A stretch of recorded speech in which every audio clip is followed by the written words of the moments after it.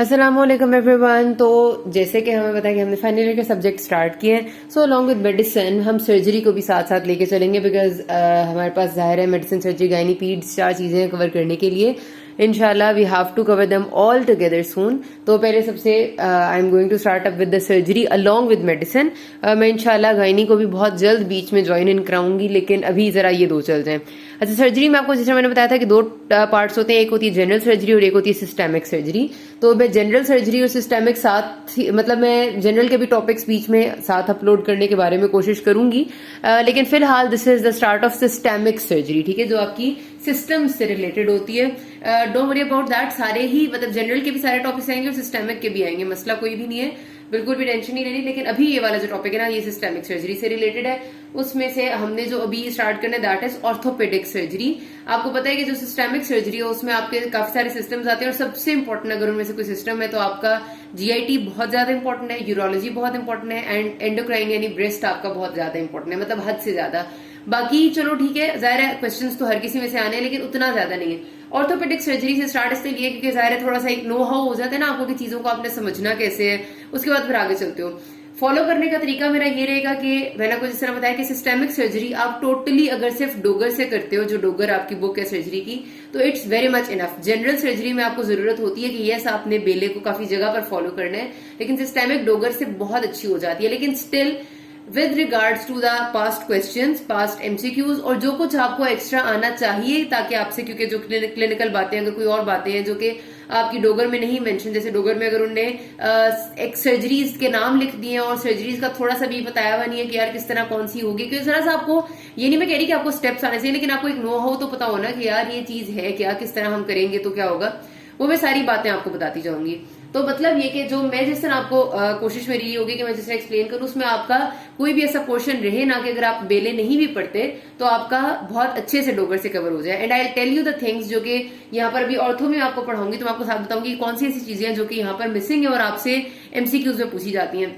तकरीबन ना 98% चीजें ऐसी हैं कि जो डोगर में पूरी हैं, आपको जरूरत नहीं होती है एक्स्ट्रा की, लेकिन कुछ चीजें ऐसी हैं जो वाइवा की क्लिनिकल नॉलेज के लिए जरूरी है और कुछ एमसीक्यूज कहीं से बनते हैं। एमसीक्यूज अक्सर बेले में से कभी कभार आ जाते हैं, वैसे सिस्टेमिक के इतने नहीं आते, लेकिन still I tell you those topics completely जो कि बाहर से आएंगे ताकि आपका कुछ भी रहे ना। अगर मैं आपको साथ बता दूंगी कि भाई ये चीज अपने पास लिख लें डोगर में, ये नहीं है यहाँ पे, तो वो आपके लिए आसानी हो जाएगी, ठीक है। तो स्टार्ट करते हैं ऑर्थोपेडिक सर्जरी में। हमने फ्रैक्चर से शुरू करना है। मैं आपको पिक्चर्स से सबसे पहले बताऊंगी फ्रैक्चर्स के कुछ टर्म्स। फ्रैक्चर आपको पता है कि जब भी हड्डी आपकी उस कहीं से टूट जाती है, चाहे वो पूरी टूटे, चाहे आधी टूटे जाए, चाहे थोड़ी सी ब्रेक हो, उसको फ्रैक्चर कहते हैं।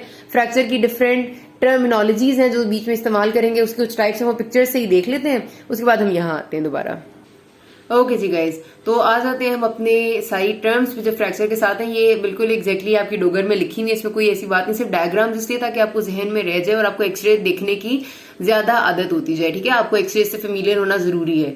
अच्छा जी, तो आपको पता है कि फ्रैक्चर तो मैंने आपको बता दिया। फ्रैक्चर के बाद हम कहते हैं डिस्लोकेशन होगी, मतलब जॉइंट्स के बारे में, बोन्स के बारे में हम अक्सर नर्व्स इस्तेमाल करते हैं। डिस्लोकेशन, डिस्लोकेशन का मतलब ये होता है जब एक बोन अपनी पोजीशन से बिल्कुल हट जाती है, उसको हम डिस्लोकेशन कहते हैं। अभी आपको नजर है, this is your x ray of shoulder joint, ये आपकी ह्यूमरस है, ठीक है, और ह्यूमरस आपके स्केपुला में फिक्स हुई हुई होती है। और यहाँ पर आप देखिए इस एरो में कि ह्यूमरस का हेड जो है वो यहाँ से निकल के टर्न हो गया पोस्टीरियरली, मतलब अब this x ray is from your anterior side, yes. तो ये ह्यूमरस जो है वो पोस्टीरियरली टर्न होगी, इसका मतलब ये है कि हमारे पास जो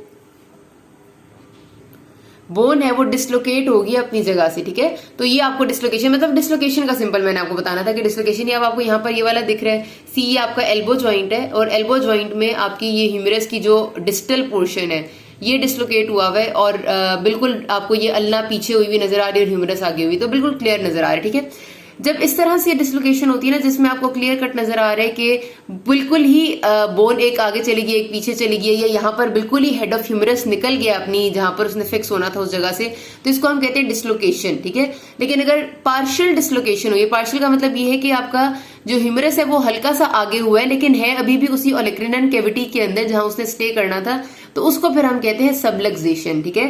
तो सबलक्सेशन इज पार्शियल डिस्लोकेशन, और कंप्लीटली अगर बोन अपनी जगह से हिल जाएगी तो उसको हम डिस्लोकेशन कहेंगे, जब दो आर्टिकुलर सर्फेसिस अपनी जगह से बिल्कुल अलग हो जाती है। इसी तरह अगर बोन कहीं पर फ्रैक्चर होती है तो अगर वो फ्रैक्चर सर्फेस दोनों बिल्कुल ऊपर और नीचे वाली अलग अलग हो जाए, मतलब एक उधर चली जाए और एक इधर चली जाए, मतलब दोनों के दरमियान में कोई कॉन्टिन्यूटी ना रहे और दोनों एक दूसरे को अपोज करती हुई भी ना रहे, बिल्कुल ही अलग हो जाए दोनों पीसेस, तो उसको हम कहते हैं कि फ्रैक्चर डिसलोकेट हुआ है।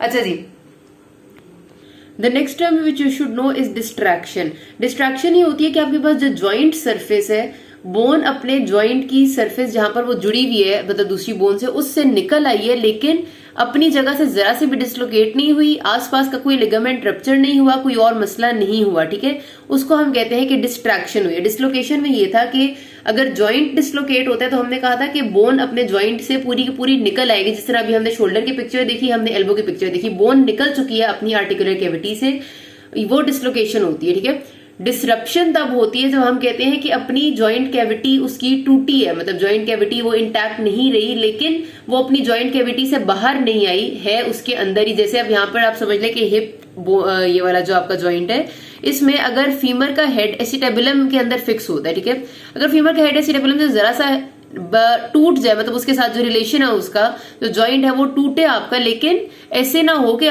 फीमर का हेड आपके एसिटेबुलम से डिसलोकेट ना हो उसी की जगह पे ही, उससे बाहर ना निकले, तो उसको डिस्ट्रैक्शन कहते हैं। डिस्ट्रैक्शन में कोई लिगामेंट नहीं टूटता, कोई टेंडन नहीं टूटता, कोई डिसलोकेशन नहीं होती, सिर्फ और सिर्फ जॉइंट कैविटी सेपरेट हो जाती है, मतलब दोनों का जॉइंट जो है वो उसका राब्ता रुकता है, ठीक है। फिर आपको पता है एक टर्म होती है स्ट्रेन। स्ट्रेन का मतलब होता है जब भी मसल टियर हो जाए, कोई मसल टूट जाए, मसल में कोई मसला हो तो उसको स्ट्रेन कहते हैं। स्प्रेन्स बहुत कॉमनली आप सुनते होंगे कि मुझे फलानी जगह स्प्रेन हो गया। स्प्रेन का मतलब होता है पार्शियल सबलक्सेशन। अब तीन बातें होंगी, हमने कहा कि जब बोन पूरी अपनी जगह से हिल जाएगी तो डिसलोकेशन होगी, जब बोन पार्शली अपनी जगह से डिसलोकेट होगी तो वो सबलक्सेशन होगी। अब बोन पार्शली भी डिसलोकेट नहीं हुई, मतलब उससे भी थोड़ी सी, लेकिन ज्वाइंट में कहीं ना कहीं थोड़ा सा इशू आया है, ठीक है, उसको हम कहते हैं कि स्प्रेन पड़ गया। स्प्रेन एक टेम्परेरी सी चेंज होती है जॉइंट में, जो कि किसी फोर्स की वजह से आ जाती है, जो कि कुछ टाइम के बाद ठीक भी हो जाया करता है, ठीक है, उसको स्प्रेन कहते हैं। उसके बाद हमारे पास आता है वैल्गस एंड वेरस। जब भी आपके पास कोई भी स्ट्रक्चर मिड लाइन से लैटरली चला जाएगा, मिड लाइन से अवे चला जाएगा, उसको वैल्गस कहते हैं, और जब भी वो टुवर्ड्स मिड लाइन ज्यादा आ जाएगा उसको वेरस कहते हैं। अब आपको यहाँ नजर आ रहा है, यहाँ पर हम देख रहे हैं फीट की पोजीशन या डिस्टल एंड की पोजीशन, ठीक है। डिस्टल एंड अब आप देखें नॉर्मल में सीधा है, उसके बाद दरमियान में वेरस बना हुआ है जिसमें फीट ज्यादा आपके मीडियली रोटेटेड है और जो प्रोक्सिमल पोर्शन है वो लैटरल चला गया, ठीक है। हमने डिस्टल को देखना होता है, डिस्टल के अकॉर्डिंग हम उसकी पोजीशन को मेंटेन करते हैं। तो जो डिस्टल पोर्शन ऑफ फीमर है दोनों, वो एक दूसरे के ज्यादा करीब, फीमर कह रही सॉरी, डिस्टल पोर्शन ऑफ ये टिबिया आप देखें, ये दोनों डिस्टल जो आपकी फीट की मतलब पोर्शन है, दोनों एक दूसरे के ज्यादा करीब आ गए हैं, ऐसे टेढ़े हो गए हैं, सेंटर की तरफ आ गए हैं, तो ये हो गया आपका वेरस। और जिसमें लैटरली ज्यादा चले गए हैं दोनों के दोनों, और उनका जो डिस्टल पोर्शन है वो लैटरली मूव कर गया, ठीक है, डिस्टल पोर्शन से देखना है, तो उसको वेल्गस कहते हैं। इस पोजीशन को हम कहते हैं बो लेग्स, क्योंकि इसमें बो की तरह की लेग्स बन जाती है। इसको हम नॉक नीज कहते हैं, क्योंकि इसमें नी नॉक की पोजीशन, मतलब नीज आपस में टकराने की पोजीशन में होती है। तो ये भी आपकी कंजेनिटल डिफॉर्मिटीज होती हैं। ये बहुत ज्यादा इसलिए इंपॉर्टेंट है क्योंकि ये बहुत सिंपल सी बात है जो आपसे पूछते हैं। अच्छा जी, जीनू आपके लिए लफ्ज इस्तेमाल किया जाता है नी जॉइंट के लिए।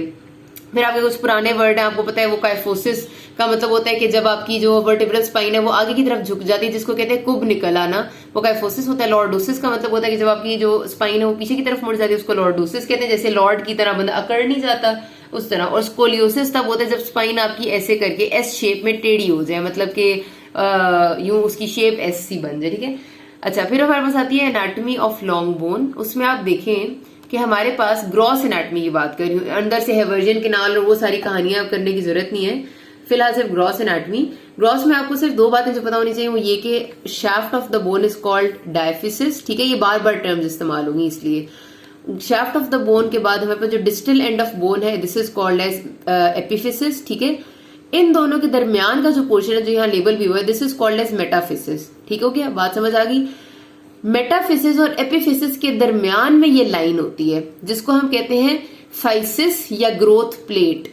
तो अगर हम यहाँ दरमियान से चले तो हमारे पास सबसे पहले शैफ्ट आती है, फिर मेटाफिसिस आता है, फिर हमारे पास ग्रोथ प्लेट आती है या फाइसिस, फाइसिस PHYSIS इसको कहते हैं, फाइसिस या ग्रोथ प्लेट, एंड देन एपिफिसिस। और अगर हम लैटरली चलते हुए आएंगे तो हमारे पास सबसे पहले है एपिफिसिस, फिर ग्रोथ प्लेट, फिर छोटा सा मेटाफिसिस और फिर डायफिसिस। तो ये चीज आपने याद रखनी है, दिस इज इंपॉर्टेंट, ठीक हो गया।